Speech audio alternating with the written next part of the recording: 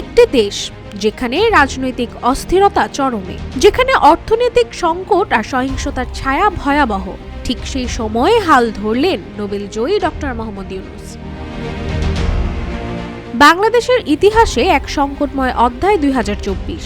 দেশটি রাজনৈতিক অস্থিরতার মধ্যে ঠিক তখনই হাল ধরলেন নোবেল জয়ী ডক্টর মোহাম্মদ ইউনূস। ব্রিটিশ সংবাদ মাধ্যম দ্য গার্ডিয়ানকে দেওয়া এক সাক্ষাৎকারে তিনি তুলে ধরেছেন সেই সময়ের অভিজ্ঞতা, যেখানে তিনি সেই সময়ের বাংলাদেশকে তুলনা করেছেন এক ক্ষতবিক্ষত গাজার সঙ্গে।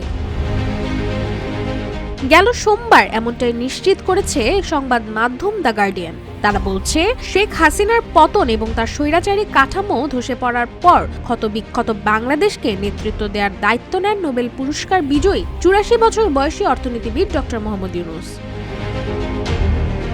সাক্ষাৎকারে ডক্টর ইউনূস বলেন, শিক্ষার্থীদের অনুরোধেই তিনি অন্তর্বর্তী সরকারের নেতৃত্ব দিতে রাজি হন। তিনি যখন দায়িত্ব গ্রহণ করেন তখন পুরো বাংলাদেশ ছিল রক্তে রঞ্জিত। তিনি বলেন, শেখ হাসিনা দেশের অপূরণীয় ক্ষতি করে গেছেন। এটি ছিল সম্পূর্ণরূপে বিধ্বস্ত একটি দেশ, আরেকটি গাজার মতো।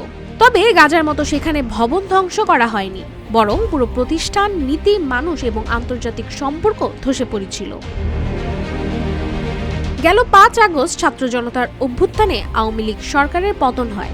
আন্দোলন দমনে শেখ হাসিনা ব্যাপক নৃশংসতা ঘটান। তবে বিক্ষোভ দমনে ব্যর্থ হয়ে বিক্ষুব্ধ জনতার প্রতিশোধের ভয়ে হেলিকপ্টার করে দেশ ছেড়ে পালিয়ে যান তিনি।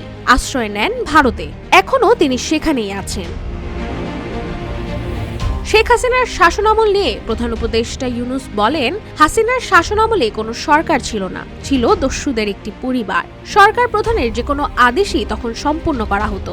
গার্ডিয়ান আরও বলছে, বাংলাদেশে হাসিনার শাসনামল ছিল স্বৈরাচার, সহিংসতা এবং দুর্নীতির অভিযোগে ভরপুর।